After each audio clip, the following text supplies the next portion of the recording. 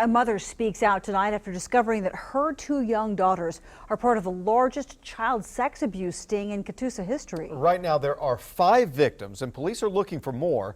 In a 2 News exclusive, reporter Liz Bryant is in the neighborhood where some people are finding the accusations hard to believe. Well, Russ, this story has many neighbors coming out of their homes today to talk to me, including kids. Many have lived on this street for decades, and they say they never knew the man who they call Mr. Bob, who lives in this house, who also gives out really good candy, is possibly a child predator.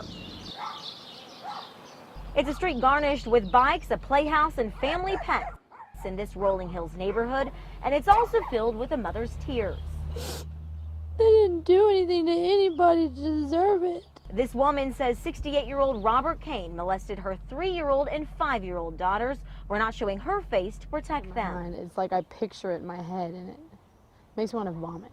This mom tells me she works on the weekends and she would drop off her girls at Grandma's house, who lives near Kane. I don't recall of a case that has gotten this big. Catoosa's police chief says there are more victims than this woman's daughters. There are a total of 5, and most of them live on this street. They're 3 years old to 12 years old. It's just really surprising to me. I just don't believe it. Either somebody's lying or something's going on somewhere. Neighbor Sarah Kirkland says Kane, known as Mr. Bob, was always very nice around her and her 4-year-old granddaughter.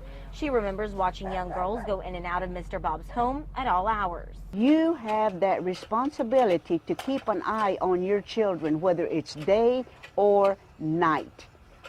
And I see kids running around in the street with no parental guidance whatsoever. Just why did it have to be them?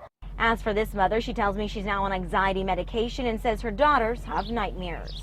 It's basically taken their freedom because I'm too scared now to let them go anywhere. And the chief tells me they also found a lot of pornography inside this house. They also believe that there are more victims out there, and detectives continue to investigate. In Catoosa tonight, Liz Bryant, 2 News works for you.